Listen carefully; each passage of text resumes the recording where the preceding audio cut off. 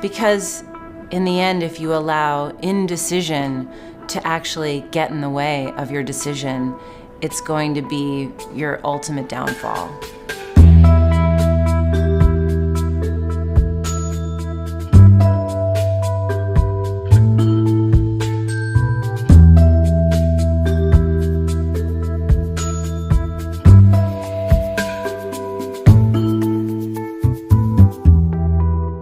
So I'm having margaritas with Justin and Philippe, and they told me about this concept, this idea, this company that they wanted to launch.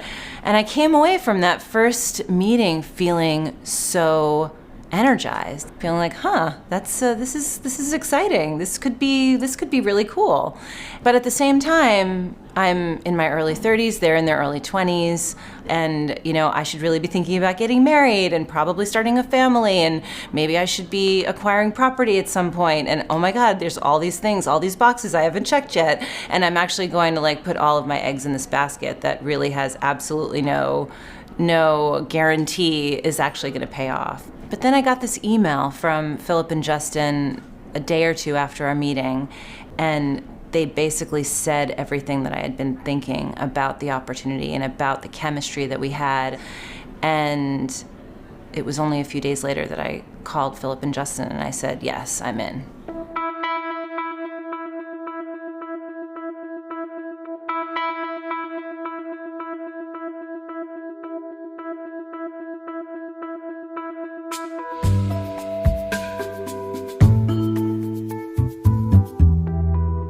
We all had something at stake. We were all making sacrifices to get this off the ground and to have it be the best version of itself that it could ever be. But being in my early 30s and feeling like I had so much to accomplish, so much ahead of me, I felt like I had more at stake. I may not have had more at stake than they did, but this sort of doubt and worry is just really kind of nagging at me. And that feeling kind of escalated, week after week. We're working, 7 days a week, really long nights, constantly emailing, calling each other.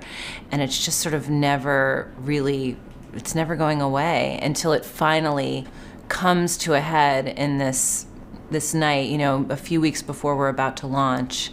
And, we were kind of all arguing about some bit of minutia about the launch. We couldn't find a resolution for it, and I just got so frustrated in that moment. We're all tired. And I just threw up my hands, and I was like, you know what? I'm out. And very gently and very calmly, Philippe just reached out and touched me on my forearm, and he just looked at me, and he's like, you're not out. He's like, you're in this. He's like, you're staying. And it was in that moment that I realized that all of this baggage, all of this pressure, that I had before I'd made the decision to join, these partners on this endeavor, I'd brought it all with me. And it really impacted my ability to throw myself into this 1,000%.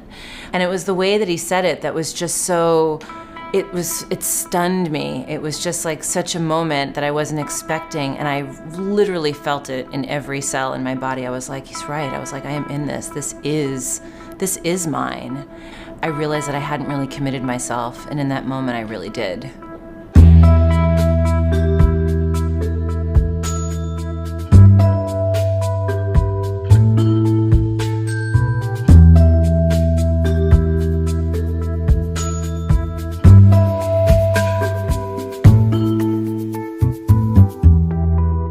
All these years later, all of those doubts, all of those worries I had, they weren't coming from whether or not Refinery29 was going to fail or I was going to fail. They were coming from this feeling like, oh my God, I'm not going to do this. I'm going to chicken out, I'm not going to do this, and it's going to be the biggest mistake of my life.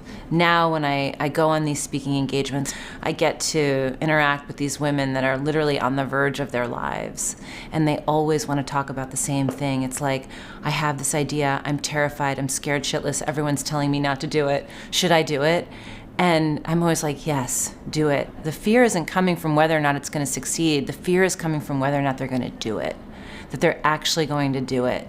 And I think that in the end, if you allow indecision to actually get in the way of your decision, it's going to be your ultimate downfall.